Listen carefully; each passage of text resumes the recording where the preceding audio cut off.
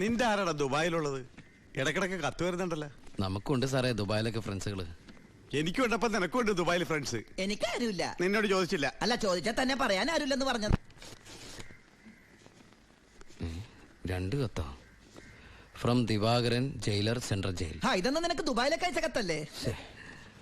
എന്തൊന്നും എഴുതി വെച്ചേക്കണാവോ? എന്തായാലും ഒന്ന് നോക്കിയേക്കാം. പ്രിയപ്പെട്ട എൻ്റെ ഉണ്ണിക്ക്, ഞാൻ ഗോപികയുടെ കൊരങ്ങച്ചൻ, കൊച്ചച്ചൻ, ജയിലർ ദിവാകരൻ എഴുതുന്ന സ്നേഹത്തോടെയുള്ള കുത്ത്. കുത്തോ? ഈ ജയിലിലെ ശീലം വെച്ച് എഴുതിയായിരിക്കും കുത്തേ. കുത്തും കത്തും തിരിച്ചറിയാത്ത നമ്മൾ തമ്മിൽ നേരിട്ട് പരിചയമില്ലെങ്കിലും എനിക്ക് ഗിഫ്റ്റ് ആയിട്ട് DVD, TV, മൊബൈല്, ഇതൊക്കെ അയാളുടെ അപ്പനോടൊന്ന് ചോദിക്കട്ടെ. ബാലുവിന്റെ കത്ത.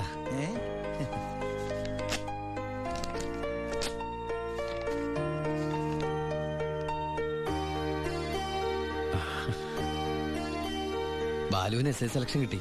അവൻ ട്രെയിനിങ്ങിന് ചേർന്നു. ബെസ്റ്റ് ആദ്യത്തെ പോസ്റ്റിംഗ് ഈ ജയിലിലും ആയിരിക്കണം. അയ്യോ, അങ്ങനെയൊക്കെ സംഭവിക്കൂ? പറയാൻ പറ്റില്ല. നിന്റെ ബെസ്റ്റ് ടൈം അല്ലേ, ചിലപ്പോ അങ്ങനെ സംഭവിച്ചേക്കാം. ചുമ്മാ ഇരടാ, മനുഷ്യനോട് പൈലോ ഒന്ന് ടെൻഷൻ അടിക്കുമ്പോൾ അവന്റെ ഒരു തമാശ.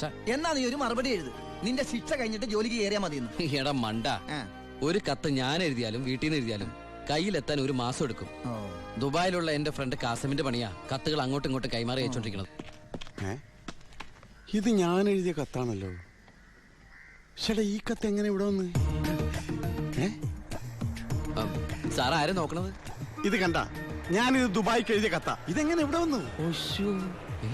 ഇനി ആ പോകുന്ന വിമാനത്തിൽ നിന്നെങ്ങാനും വിടതായിരിക്കോ? ആ വിമാനത്തിന് ഓട്ടയുണ്ടോ? അങ്ങനെയാണെങ്കിൽ ഇത് ആര് പൊട്ടിച്ചോ? അല്ല, ഈ പൈലറ്റുമാര് വെറുതെ ഇരിക്കും എങ്ങനെ വായിച്ചു? റെസ്പോൺസിബിലിറ്റി ഇല്ലാത്ത തെണ്ടികൾ, അന്യരുടെ കത്ത് വായിക്കുന്ന പട്ടികൾ. അല്ല, അനാവശ്യമായിട്ട് എന്തെങ്കിലും കത്തിൽ എഴുതിയിരുന്നു? എല്ലാ ആവശ്യമുള്ള സാധനങ്ങളാ. DVD, TV, mobile. ഇതിപ്പോ എന്റെ കൈ കിട്ടിയ ഇല്ലെങ്കിലോ ഞാൻ ഈ സാധനങ്ങൾ പ്രതീക്ഷിച്ചിരിക്കില്ലേ? ഏതായാലും ഞാൻ ഇതൊന്നും കൂടി പോസ്റ്റ് ചെയ്യാൻ പോയത്. പൈലറ്റ് പുറത്ത് എഴുതിക്കോ. അതെന്തിനാ? ഇല്ലെങ്കിൽ ഇനിയും പൊട്ടിച്ച് വായിച്ചാലോ? എഴുതി പോസ്റ്റ് ചെയ്യാം. ഈശ്വര, 1 മാസം കൂടി കഴിയുമ്പോ ഈ കത്ത് തന്നെ ഞാൻ ഒന്നുകൂടി വായിക്കേണ്ടി വരുമല്ലോ.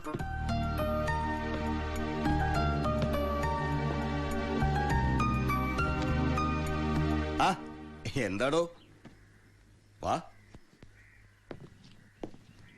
താൻ പോയി ദിവാകരനോട് വരാൻ പറ. ഇരിക്കടോ.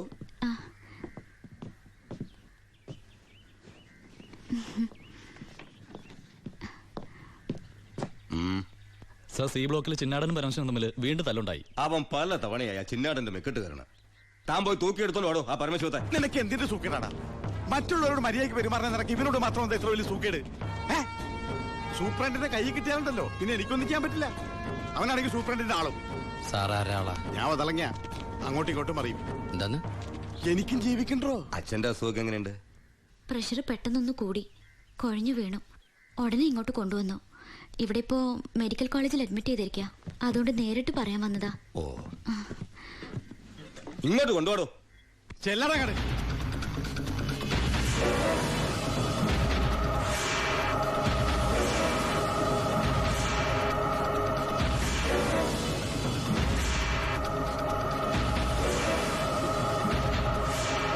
കേറി ചെല്ലടങ്ങട്.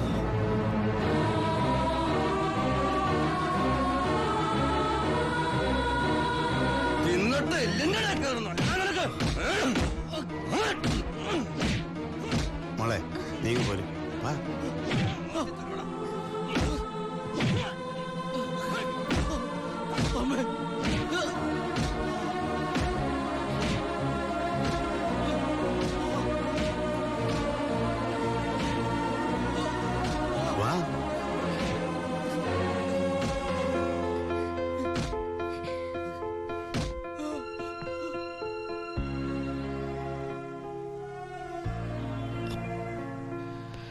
ഇടികൊണ്ടതിനേക്കാൾ വേദന അവളെ കണ്ടപ്പോഴായിരുന്നു.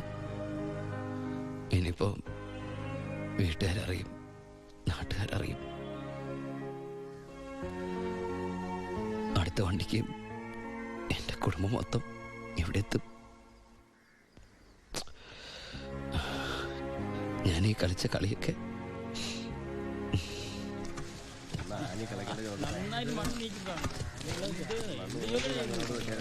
പരമശിവം, നിനക്കൊരു വിസിറ്റർ ഉണ്ട്.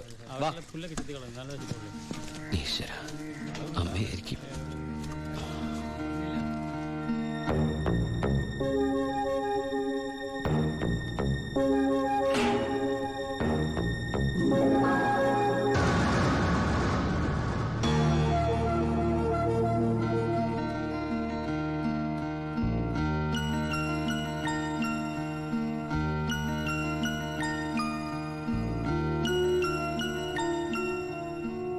നിങ്ങളുടെ ദുബായ് പൂജപ്പുര സെൻട്രൽ ജയിലിന്റെ അകത്താണെന്ന് ഇവിടെ വെച്ച് കണ്ടപ്പോഴാ മനസ്സിലായത്.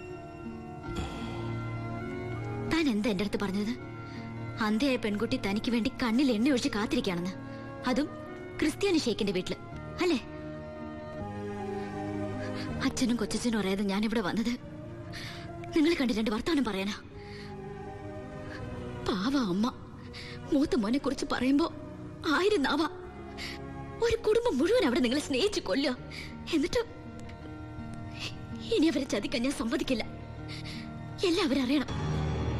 ഞാൻ അറിയിക്കും. അറിയിച്ചോളൂ. കുട്ടി പറഞ്ഞത് ശരിയാ. ഞാൻ എല്ലാവരും പറഞ്ഞു പറ്റിക്കുക, മനഃപൂർവ്വ. പിന്നെ ഞാൻ എന്താ പറയേണ്ടത്? ജയിലിൽ കിടക്കണമെന്നോ? സത്യം പറഞ്ഞ അവരുടെയൊക്കെ സന്തോഷം നശിപ്പിക്കണമായിരുന്നു ഞാൻ. വിശ്വസിക്കാമെങ്കിൽ വിശ്വസിക്കും. ഈ കൈകൊണ്ട് ഞാൻ ആരും കൊന്നിട്ടില്ല. പക്ഷെ കൊലപാതകം എന്ന പേരില് ഞാൻ ഈ ജയിലിൽ കിടക്കുന്ന എന്റെ കൂലിയാ മാസം മാസം എന്റെ വീട്ടിലെത്തുന്നത്. അതുകൊണ്ട് അവരൊക്കെ അവിടെ ജീവിതത്തിൽ ഈ നിമിഷം വരെ എന്റെ ഭാവിയെ കുറിച്ച് ഞാൻ ചിന്തിച്ചിട്ടില്ല. താനിപ്പോ പറഞ്ഞില്ലേ എല്ലാരും ഞാൻ ചതിച്ചെന്ന്. പരോളിനിറങ്ങി എനിക്ക് വേണമെങ്കിൽ തന്നെ കല്യാണം കഴിക്കായിരുന്നു. അതിനുശേഷമാണ് താൻ എന്നെ ഇവിടെ വെച്ച് കാണുന്നെങ്കിലോ? ഞാനൊരു ക്രൂരനും കൊലപാതകമായിട്ട് തനിക്ക് തോന്നുന്നുണ്ടെങ്കിൽ പറയാം, എല്ലാം പറയാം, എല്ലാരോടും പറയാം.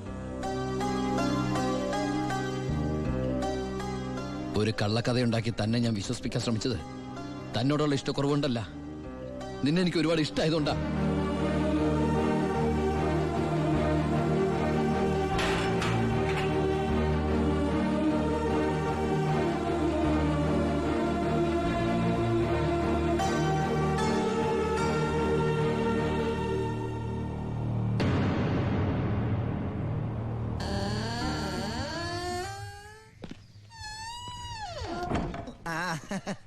എടാ, എന്നെ നിന്റെ ഒപ്പം ഇറക്കി വിട്ടാ മതി. ഇവിടുത്തെ ഏമാനോട് കാല് പിടിച്ച് ഞാൻ പറഞ്ഞു, കേട്ടില്ല. ദേ ചവിട്ടി പുറത്താക്കി. ആരെ നീ നോക്കണത്? നമ്മുടെ ആൾക്കാരും കണ്ടില്ല. ആ, അവർക്കാർക്ക് ഇനി നിന്നെ വേണ്ടായിരിക്കും. നീ വിഷമിക്കണ്ട. അത്യാവശ്യം ദുബായ് സാധനങ്ങൾ വാങ്ങാനുള്ള കാശ് എന്റെ കയ്യിലുണ്ട്. പിന്നെ ഒരു ഡ്യൂട്ടി പെയ്ഡ് ഷോപ്പും ഞാൻ അടിച്ചു മാറ്റിയിട്ടുണ്ട്.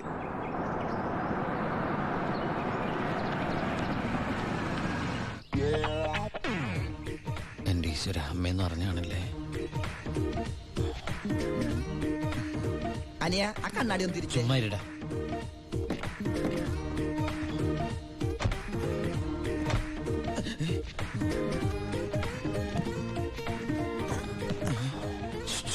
ഷൂവോ? ഷൂ അല്ല, ചെരുപ്പ്. അങ്ങോട്ട് നോക്കിയേ.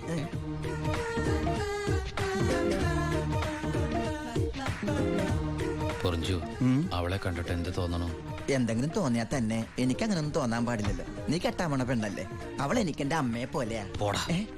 അതല്ല, അവൾ എന്റെ അമ്മയോടെല്ലാം സത്യം പറഞ്ഞു കാണുമെന്ന്. ഏയ്, ലക്ഷണം കണ്ടിട്ട് ഒന്നും വിടാതെ പറഞ്ഞ പോലെ ഉണ്ട്. കൂടിയോന്നൊരു സംശയം. മോനെ ഉണ്ണി, എനിക്ക് വിശ്വസിക്കാൻ പറ്റുന്നില്ല. ജയിലിൽ കിടന്ന കാര്യം വിശ്വസിക്കാൻ പറ്റില്ല. അമ്മേ. ഉണ്ണി, ഇനി നിന്നെ ഞാൻ ഉടനെ ഒന്നും ദുബായിക്ക് വിടില്ല. അയ്യോ, ഇനി ദുബായിക്ക് തിരിച്ചു പോകണ്ടമ്മേ. ശിക്ഷ കഴിഞ്ഞില്ലേ? ശിക്ഷയോ? അല്ല, ഈ അറബിയുടെ കൂടെ പണിയെടുക്കാന്ന് പറഞ്ഞാ അതിലും വലിയ ശിക്ഷയുണ്ടോ അമ്മേ? ഇവന് മനസ്സിലായില്ലേ പൊറിഞ്ചു? അന്ന് വന്നപ്പോ വേറെന്തോ പേരാണല്ലോ പറഞ്ഞത്. അതെ, ബിജു. ഈ അറബികൾക്ക് ബിജു എന്നുള്ള വാക്ക് നാവില് വഴങ്ങില്ല. അതുകൊണ്ട് അവര് പൊറിഞ്ഞു പൊറിഞ്ഞെന്നാ വിളിക്കണതേ. ഉദാഹരണത്തിന് സോഡേനെ അമ്മ സോഡ എന്നല്ലേ പറയണത്. എനിക്ക് സോഡ എന്ന് പറയാൻ അറിയാൻ പാടില്ല. ഞാൻ ഷോഡ എന്നാ പറയണ. അതായത് മക്കളിരിക്കെ, അമ്മ ചായ കൊണ്ടുവരാം. അമ്മേ, അപ്പുറത്തെ വീട്ടിലെ കുട്ടി അമ്മയോടൊന്നും പറഞ്ഞില്ലല്ലേ? ആ, പറഞ്ഞു പറഞ്ഞു. കണ്ടോ, ഞാൻ പറഞ്ഞില്ലേ, പറയും പറയും. അമ്മേ, ഞാൻ എന്റെ നീ തിരിച്ചു വന്നാലുടൻ അവളെ കല്യാണം കഴിച്ചോളാമെന്ന് പറഞ്ഞ കാര്യവും ഞാൻ അറിഞ്ഞു. ഞാൻ അപ്പോഴേ പറഞ്ഞില്ലേ അവൾ അങ്ങനെ പറയൂന്ന്. അവളെന്താ അങ്ങനെ പറഞ്ഞേ? എടാ, അവള് നിന്റെ ട്രാക്കിലായെന്ന്. Hello hello hello. ഫ്ലൈറ്റ് യാത്രയൊക്കെ സുഖമായിരുന്നോ? ഫ്ലൈറ്റിൽ വന്നവർക്ക് സുഖമായിരുന്നു. നമ്മള് തമ്മിൽ ദുബായിൽ വെച്ച് കണ്ടുമുട്ടിയ വിവരമൊന്നും ഞാൻ അമ്മയോട് പറഞ്ഞിട്ടില്ല. ദുബായിലോ? എപ്പോ? ജയിലില്. ആ അല്ല, അമ്മയോട് കുട്ടി വേറെന്തൊക്കെയോ പറഞ്ഞു എന്ന് അമ്മ പറഞ്ഞല്ലോ. പണ്ടാരാണ് അങ്ങനെ വാടക എടുത്ത സ്ഥലം നശിപ്പിച്ച്.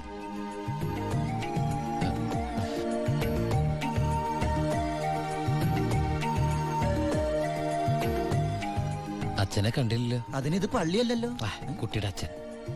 അച്ഛൻ വൈദ്യരെ കാണാൻ പോയിരിക്കാം. ആ കുഴമ്പ് വാങ്ങാൻ പോയതായിരിക്കും. നിന്നെ ജയിലിലിട്ട് ഇടിച്ച ഇടി ഒരു എപ്പിസോഡ് പോലും വിടാതെ കുട്ടി കണ്ടതല്ലേ? ഒരു മിനിറ്റ്. ഒരു മിനിറ്റ്. വരൂ. ഒരൊറ്റ മിനിറ്റ്. എന്താണ് സീക്രട്ട് ആണാ? കണ്ടോ? അതെടുത്തേ. പെൺകുട്ടികളുടെ മുമ്പിൽ ആളാവരുത്.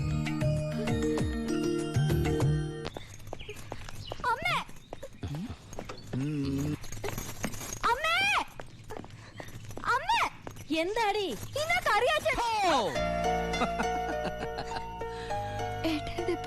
ആ എന്താടി ഏട്ടനെ കണ്ടിട്ട് പഴയ പോലത്തെ ഒരു സന്തോഷമില്ലാത്ത?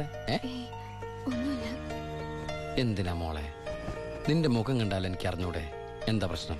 ഏട്ടാ, കറിയാച്ചൻ ഇന്ന് കോളേജിൽ വന്നിരുന്നു. കാശിന്റെ കാര്യം പറഞ്ഞു കുട്ടികളുടെ മുന്നിൽ വെച്ച് എന്നെ ഒരുപാട് ചീത്ത പറഞ്ഞു. അമ്മേ, അമ്മേ. എന്താ മോനെ? ആ കറിയാച്ചൻ ഈ മാസത്തെ കാശ് കൊടുത്തില്ലേ?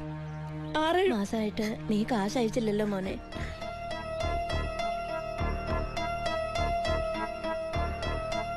അപ്പൊ നമ്മുടെ കാശ് എവിടെ ബ്ലോക്ക് ആയണ്ടല്ലോടാ. എന്തായാലും കറിയാച്ചൻ എനിക്കൊന്ന് കാണണം.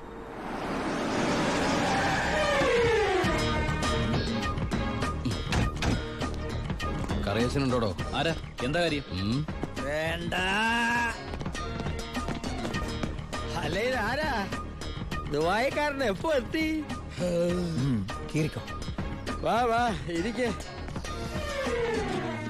എന്റെ പൊന്ന് കറിയാച്ച, കുറച്ച് കരുണ കാണിക്കണം, ദയ ഉണ്ടാവണം. കരുണ, ദയ, അതെന്നതാ സാധനം? എന്റെ ലൈഫ് ഞാൻ കണ്ടിട്ടേ ഇല്ലല്ലോ. കറിയാച്ചന് കാശ് തരാനുള്ളത് നേരാ. പക്ഷെ അതിന്റെ പേരില് അമ്മയും പെങ്ങളെയും ചീത്ത പറയുന്നത് മര്യാദയാണ് അച്ചായ? എന്റെ അമ്മയും പെങ്ങളെയൊന്നും അല്ലല്ലോ ഞാൻ ചീത്ത പറഞ്ഞേ, നിന്റെ അല്ലേ? എടാ കൊച്ചനെ, ഞങ്ങള് പലിശക്കാർക്കൊരു അനുഗ്രഹമാ ഈ ഭാര്യയും അമ്മയും പെങ്ങളും ഒക്കെ. അവള് വരെ വന്ന് ഞോണ്ടിയാ വേണ്ടേ, ഇതുപോലെ ആള് ദുബായിന്ന് വരെ പറന്ന് ഞങ്ങളുടെ മുന്നിലെത്തും. ഇനി സെറ്റിൽമെന്റിലേക്ക് കിടക്കാം. മുടക്കിയ തവണകളും അതിന്റെ പലിശയും പലിശയുടെ പലിശയും മേശപ്പുറത്ത് വെക്കാൻ എനിക്കിത്തിരി സാവകാശം തരണം. എന്തിന്? മേശപ്പുറത്ത് വെക്കാനോ? അതല്ല, ദുബായി നയിച്ച കാശ് ഇതുവരെ എത്തിയിട്ടില്ല. എത്തിയാലുടൻ കറിയാച്ചന്റെ കണക്കാൻ തീർത്തോളാം. തീർക്കാൻ പോകുന്ന എന്റെ കണക്കാണോ അതോ കാശിന്റെ കണക്കോ? ചേട്ടന്റെ കണക്ക്. ചേട്ടന്റെ കാശിന്റെ കണക്ക്.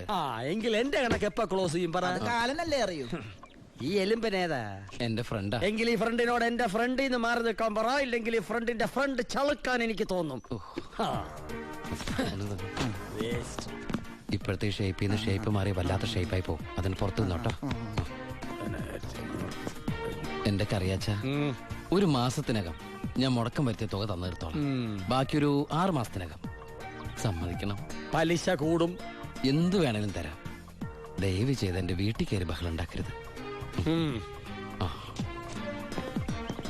തെറ്റിച്ചാ ഞാനും ശോശാമ്മ നിന്റെ തറവാട്ടിൽ കയറി നിരങ്ങും. വേഗം വാ, ഫ്ലൈറ്റ് പോകും. അമ്മ പഴയ പോലെ പരുവത്തിൽ തന്നെ. ഏയ്, എന്താ ഭാരതീയമേത്? മോനെ യാത്രയാക്കുമ്പോ സന്തോഷത്തോടെ യാത്രയാക്കണ്ടേ? കാശില്ലാതെ ഞാനിവിടെ നിന്നാലേ ആ കറിയാച്ചന്റെ കടം എങ്ങനെ വീട്ടും? 1 മാസത്തെ അവധി പറഞ്ഞിരിക്കല്ലേ. പിന്നെ കറിയാച്ചന്റെ കാര്യങ്ങളൊന്നും ബാലുവിനോട് പറയണ്ട. ട്രെയിനിങ് സമയത്ത് അവന്റെ മനസ്സ് വിഷമിപ്പിക്കരുത്. കരയല്ലേ, കണ്ണോടിക്ക്. വരട്ടാമേ. പോട്ടേടി, പഠിക്കണം കേട്ടാ. ആ ബാഗ് ഇങ്ങോട്ടാ.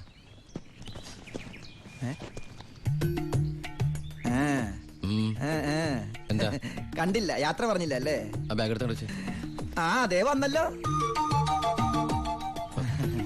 ഇങ്ങനെ കണ്ടിട്ട് എന്തിനാ? വരട്ടെ.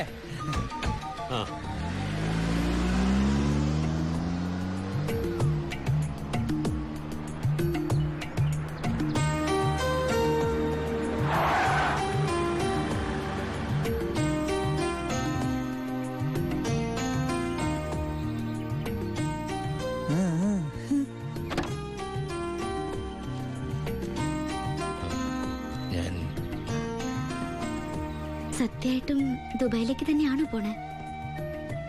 സത്യമായിട്ടും. ശരിക്കുള്ള ദുബായിലേക്ക്? അതെ.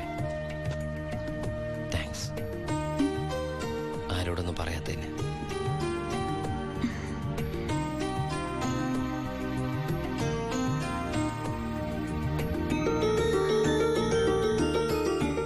ഞാൻ വരും.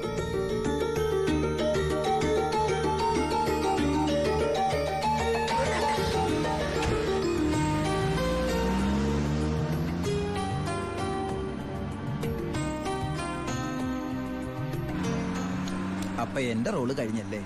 അതെന്താ? നീ ഇപ്പൊ ശരിക്കും ദുബായി പോവല്ലേ? ഞാൻ എയർപോർട്ടിൽ വന്ന് ടാറ്റ പറഞ്ഞ് യാത്ര അയക്കാനല്ലേ കൂടെ വരണത്? നീ വരുന്നുണ്ടോ ദുബായിക്ക്? എനിക്കതിന് പാസ്പോർട്ടും വിസ ഒന്നും ഇല്ലല്ലോ. ഈ ദുബായി പോകാൻ പാസ്പോർട്ടിന്റെ വിസയുടെ ഒന്നും ആവശ്യമില്ല. വെറും ചങ്കൂറ്റം മാത്രം മതി. ചങ്കൂറ്റോ? അതേത് ദുബായി? വാളയാർ.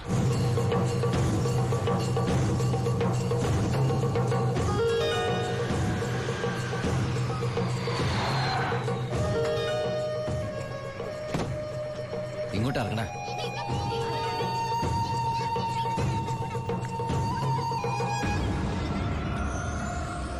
ആ കാണുന്ന വീടാ.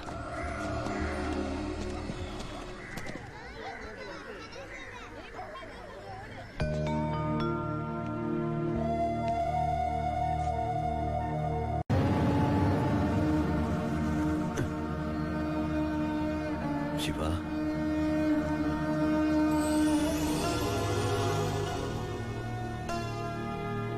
ഒക്കെ പോയടാ. ഇവളുടെ കെട്ടുതാലി വരെ വിറ്റിട്ട അവസാനമായിട്ട് നിന്റെ വീട്ടിലേക്ക് പണം അയച്ചത്. ഇനി വിൽക്കാൻ ഒന്നുമില്ല. നീ പോയ ശേഷം ആകെ ഒരു രാശിക്കുറവാ. ഒരു ലോഡ് പോലും മനസമാധാനത്തോടെ കടത്താൻ പറ്റിയില്ല. ലോഡടക്കം 4 വണ്ടി പോലീസ് പിടിച്ചു. ചിന്നാടന്മാരുടെ ഒറ്റായിരുന്നു. കയ്യിലെ കാശ് തീർന്നപ്പോ രണ്ടും കൽപ്പിച്ച് ഞാൻ ആ പഴയ കുപ്പായം എടുത്തിട്ടു. ലോഡുമായിട്ട് വരുന്ന വഴിക്ക് മുന്നിൽ പോലീസ്. ഞാൻ ലോറിയിൽ നിന്നിറങ്ങി ഓടിയതും എതിരെ വന്ന ഒരു കാർ എന്നെ ഇടിച്ചു തെറിപ്പിച്ചത് ഒരുമിച്ചായിരുന്നു. ഇടിച്ചതാണോ ഇടിപ്പിച്ചതാണോ എന്നറിയില്ല. പിന്നൊന്നും ഓർമ്മയില്ല. ബോധം വീണപ്പോ കണ്ടില്ലേ?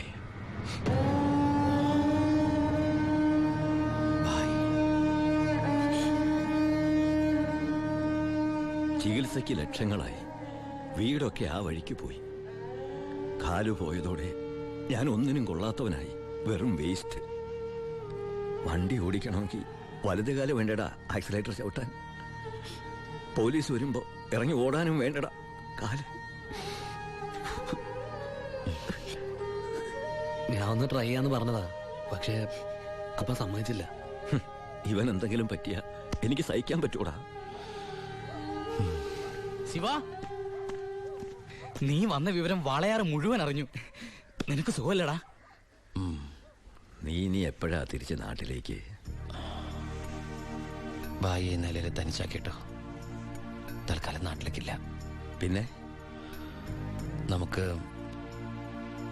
നമുക്ക് വീണ്ടും ഒന്നേന്ന് തുടങ്ങിയാലോ ഭായ്? വേണ്ടടാ, ചിന്നാടന്മാർ സമ്മതിക്കില്ല. ഭരണം മാറി. പണവും സ്വാധീനവും ഇപ്പൊ അവരുടെ ഭാഗത്താ. ഇപ്പൊ ചെക്ക് പോസ്റ്റ് മുഴുവൻ അവരുടെ കൺട്രോളിലാ. അവർക്കില്ലാത്ത ഒന്നും നമുക്കില്ലേ ഭായ്? ബുദ്ധി. എന്നാലും കുറച്ച് കാശ് കൈ വേണ്ടടാ. ആ സത്യമൂർത്തി സഹായിക്കാതിരിക്കില്ല.